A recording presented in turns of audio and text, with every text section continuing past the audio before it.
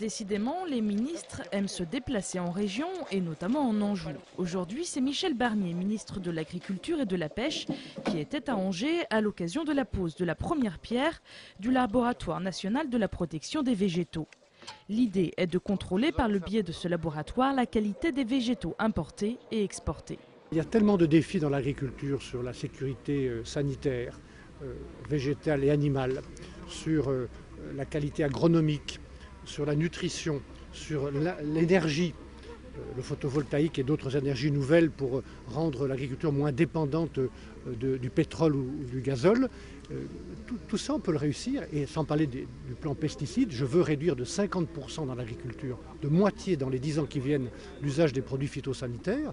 Ça n'est possible pour les agriculteurs qu'avec des solutions alternatives, donc avec de la recherche. 7 villes en France ont été choisies pour accueillir ce genre de structure nationale, servant d'outil au ministère de l'Agriculture. Une nouvelle pierre à l'édifice pour le pôle de compétitivité du végétal qui tente de s'imposer en Anjou.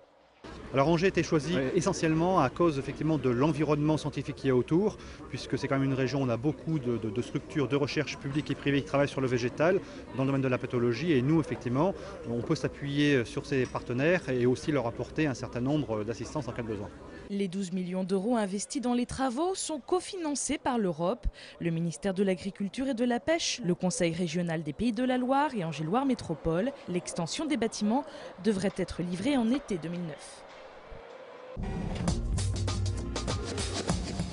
Le courant a décidément du mal à passer entre Rachida Dati, le garde des Sceaux, et le monde judiciaire.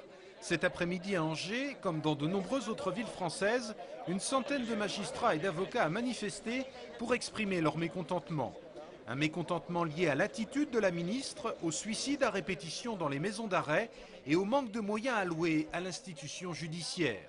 Un récent rapport européen a indiqué que la France était au 35e rang européen en matière de budget, et ce qui ne s'améliore pas puisque précédemment nous étions déjà au 29e rang après des pays comme l'Estonie ou la Lituanie, ce qui est quand même inquiétant sur le fonctionnement de notre démocratie. Aujourd'hui, on a des difficultés de fonctionnement que tout le monde dénonce, mais pour lesquelles finalement personne ne veut prendre des solutions qui soient adaptées.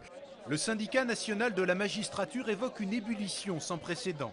Ce même syndicat attendant désormais, je cite, des gestes forts de la part de la ministre.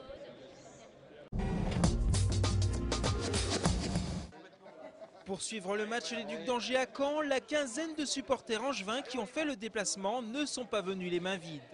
Et malgré les encouragements, les Ducs ont ramé contre les Dracards en 16e de finale de Coupe de France. Dans le début du premier tiers-temps, ce sont même les Canets qui auraient pu ouvrir la marque à de nombreuses reprises. Une fois l'orage passé, la rencontre s'est ensuite équilibrée et ce sont même les Ducs qui ont ouvert le score dans le second tiers-temps.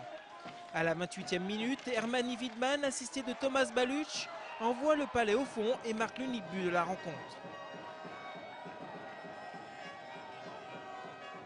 Dans le troisième tiers-temps, les Angevins, trop souvent en infériorité numérique, vont à nouveau laisser les fougueux Dracards installer leur jeu.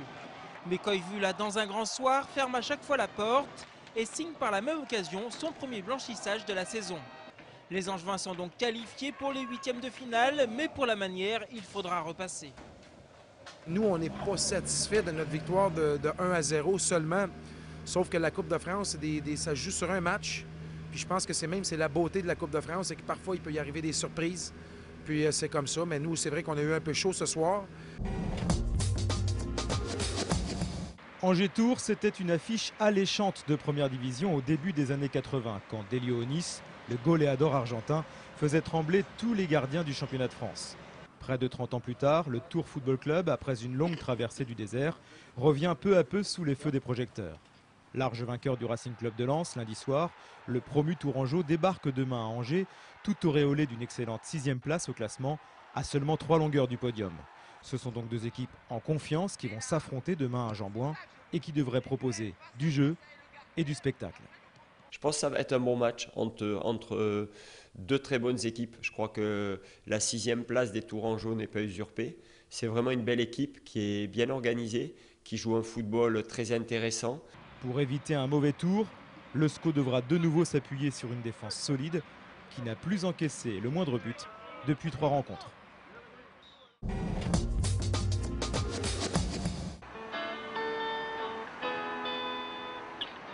Direction à présent Budapest, en Hongrie.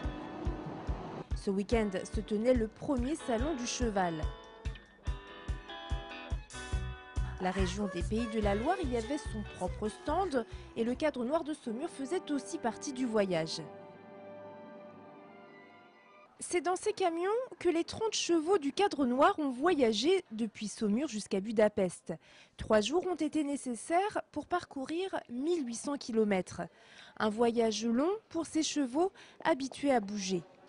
Même si les chevaux ont l'habitude de voyager, qu'ils ont un transport confortable dans des camions qu'ils connaissent, il y a toujours un facteur stress et un facteur fatigue musculaire puisqu'ils sont obligés de rester dans la même posture pendant de nombreuses heures donc dans le camion jusqu'à ce qu'on les descende. Donc on a forcément des chevaux qui à l'arrivée vont être un peu courbaturés. Au parc des expositions de Budapest, tout a été fait pour que les chevaux se sentent à l'aise. Et ici, tout le monde les traite comme de vraies stars. Vétérinaires, soigneurs et écuyers, l'équipe du cadre noir est aux petits soins. Puis ce matin, on les a regardés, observés, préparés, faire la litière, garder le moral. Ils ont besoin d'avoir leur soigneur qui tous les matins a le rituel de faire le pansage, de prendre du temps pour eux. Ils ont besoin que les cavaliers, quand ils montent dessus, prennent le temps de les détendre, de les marcher longtemps au pas. Ils ont vraiment besoin de ce contact permanent avec l'homme. Les déplacements du cadre noir engagent à chaque fois une logistique importante. En plus des chevaux, il y a tout le matériel à transporter et cela représente plusieurs tonnes. Non seulement le harnachement de présentation, les brides, les selles de tradition, mais également il y a le matériel de travail quotidien. Donc on emmène un double matériel par cheval. L'essentiel pour l'équipe du cadre noir est que les chevaux se sentent comme chez eux afin qu'ils donnent le meilleur d'eux-mêmes lors des galas. Demain, dernier volet de ce voyage à Budapest avec un reportage sur le spectacle du cadre noir.